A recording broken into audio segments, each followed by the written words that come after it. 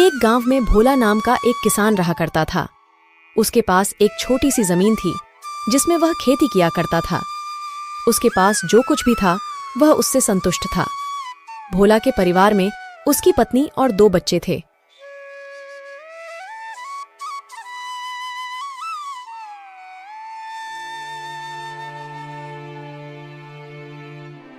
अरे भाग्यवान, आज खाना मिलेगा कि नहीं, या मुझे भूखा ही खेतों पर जाना होगा? जी बस बन गया है खाना, मैं अभी बांध देती हूँ। ठीक है, जब तक तुम खाना बांधो तब तक मैं गौशाला से बैल को ले आता हूँ।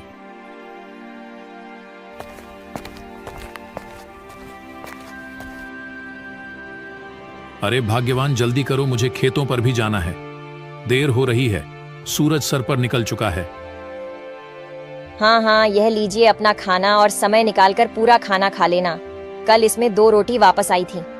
हाँ, वह कल गर्मी ज्यादा थी ना, तो इसलिए 2 गिलास भरकर पानी पी लिया था, तो उसी से पेट भर गया था, इसलिए कुछ रोटी बच गई थी।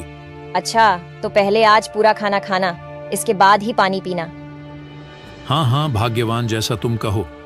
अच्छा, तो मैं चलता हूँ। फिर बोला अपने बैल को लेकर अपने खेतों के लिए निकल गया।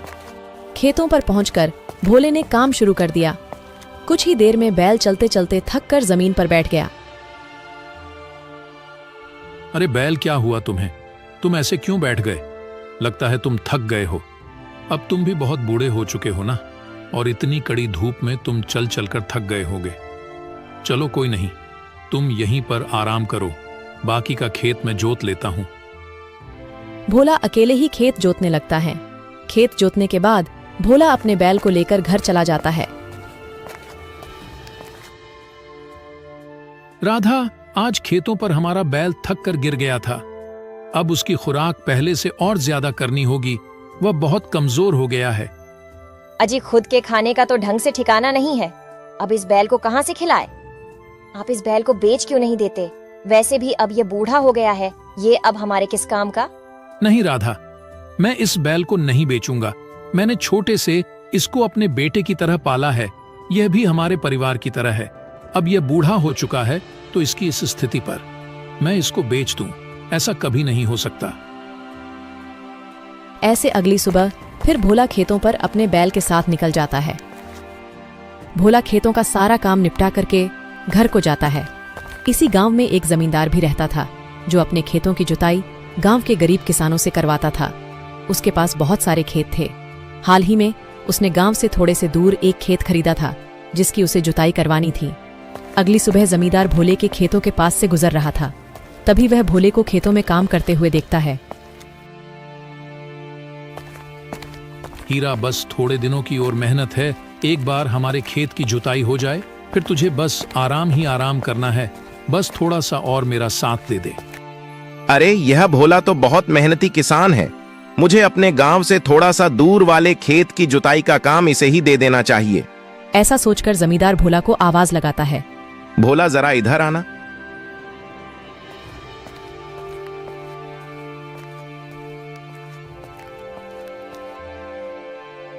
भोला, मुझे तुमसे कुछ काम है। अभी हाल ही में मैंने नया खेत खरीदा है, जो गांव से थोड़ा सा दूर है। क्या तुम उस खेत की जुताई कर पाओगे? मैं तुम्हें इसके 3000 दूंगा। ठीक है जमींदार साहब जी, मैं आपका खेत जोत दूंगा। बताइए मुझे कब से आपका खेत जोतना होगा? तुम कल सुबह से ही खेत की जुताई पर लग जाना। इस तरह अगली सुबह भोला अपने बैल के साथ जमींदार के खेतों पर जुताई के लिए चला जाता है और वहां जुताई करता है। वहां की जमीन थोड़ी सख्त थी, इस वजह से भोला और उसकी बैल को ज्यादा मेहनत करनी पड़ रही थी। अरे ये जमीन तो बहुत सख्त है, बहुत मेहनत लग रही है इसकी जुताई में। ये जमींदार साहब ने मुझे कहां फंसा दिया।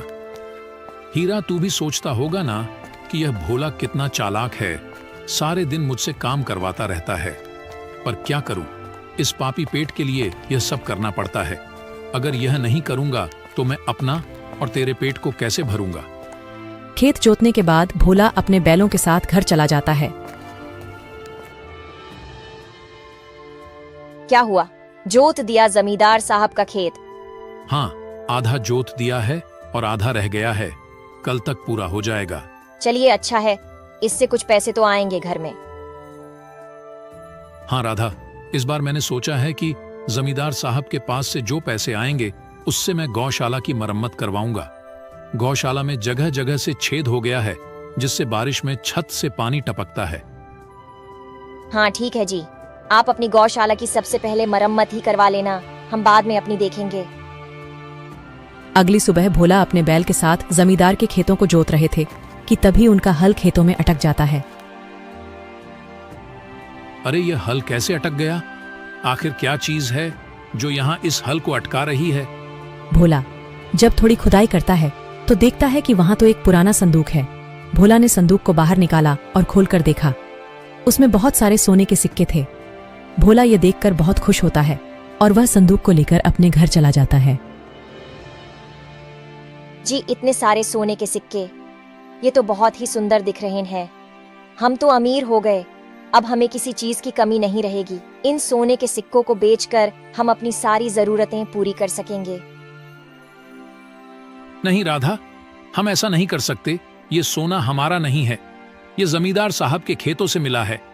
ये जरूर हमसे पहले जो इस धरती पर राजा रहते थे उन्हीं राजा महाराजा द्वारा छुपाया हुआ सोना होगा जो हमें मिला है।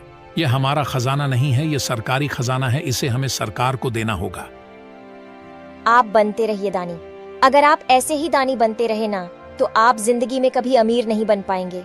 जिंदगी भर यूं खेती बाड़ी करते रहना और यह सूखी दाल रोटी खाते रहना। राधा, बेईमानी के पैसे से तो अच्छा ये दाल रोटी ही है, जो कम से कम इसे खाकर हमें अच्छे से नींद तो आती है। अगर बेईमानी के पैसे की खाएंगे तो क्या भाला हमें नींद आ पाएगी? और तुम इस बात को हमेशा याद रखना, बेईमानी का पैसा कभी भी नहीं फलता। ये खजाना सरकार का है, इस खजाने पर केवल सरकार का हक है। मैं कल ही इसे जमींदार जी को देकर आऊंगा। लो कर लो बात, हाथ को आए मगर मुंह नहीं लगे। अगली सुबह भोला संदूक को लेकर जमींदार के पास जाता है और जमींदार को सारी बात बताता है। जमींदार भोला से बहुत खुश होते हैं। वाह भोला, तुमने आज साबित कर दिया कि तुम सच में बहुत ईमानदार किसान हो। मैं तुम्हारी ईमानदारी से बहुत खुश हुआ। इस खजाने पर सरकार का हक है, इसे मैं सरकारी खजाने में जमा करवा दूंगा। और हां, तुम्हारी इस ईमानदारी का मैं उनसे इनाम भी दिलवाऊंगा। और भोला, यह लो मेरे खेत को जोतने के पैसे। खजाने को जमींदार जी को देकर भोला वहां से चला जाता है। ऐसे ही कुछ दिन बीत जाते हैं। तभी भोला के घर एक व्यक्ति आता है। अरे भाई, इस घर में कोई भोला नाम का व्यक्ति रहता है क्या? इतना सुनकर भोला और उसकी पत्नी बाहर आते हैं। हाँ भैया बोलिए, मैं ही भोला हूँ। तुम्हें जमींदार साहब ने बुलाया है। भोला और उसकी पत्नी उस व्यक्ति के साथ चल पड़ते हैं। वहां पर भोला देखता है कि जमींदार साहब कुछ लोगों के साथ खड़े थे। भोला, तुम सच में बहुत ईमानदार व्यक्ति हो। जमींदार साहब ने बताया कि कैसे तुमने यह सारा खजाना लाकर इन्हें दे दिया। यह सरकारी खजाना तुमने ढूंढा है, इसलिए तुम्हें इसका इनाम मिल रहा है। यह लोग कुछ सोने के सिक्के, इससे तुम्हारा जीवन अच्छा सुधर जाएगा। यह तुम्हारी ईमानदारी का और सरकारी खजाने को ढूंढने का इनाम है। भोला उन सिक्कों को लेकर घर आ जाता है। जी, आपने सही कहा था। बेईमानी का पैसा कभी नहीं फलता है, लेकिन ईमानदारी का पैसा जरूर फलता है। आपकी ईमानदारी की वजह से आज हमें इतने सारे पैसे मिले हैं। सच में आपको पाकर मेरा जीवन धन्य हो गया है। उन पैसों से भोले ने अपनी झोपड़ी को हटाकर एक सुंदर सा घर बनवाया। ऐसे कुछ महीने बीत जाने के बाद भोले की फसल भी अच्छी पककर तैयार हो गई। भोले ने सारी फसलों की कटाई की और उन फसलों को बेचकर काफी अच्छा मुनाफा कमाया। अब भोले का नाम गांव के अमीर परिवारों में आता था। अपनी मेहनत और ईमानदारी की वजह से भोले ने वह सब कुछ हासिल किया जो एक अच्छा जीवन व्यापन करने के लिए जरूरी है।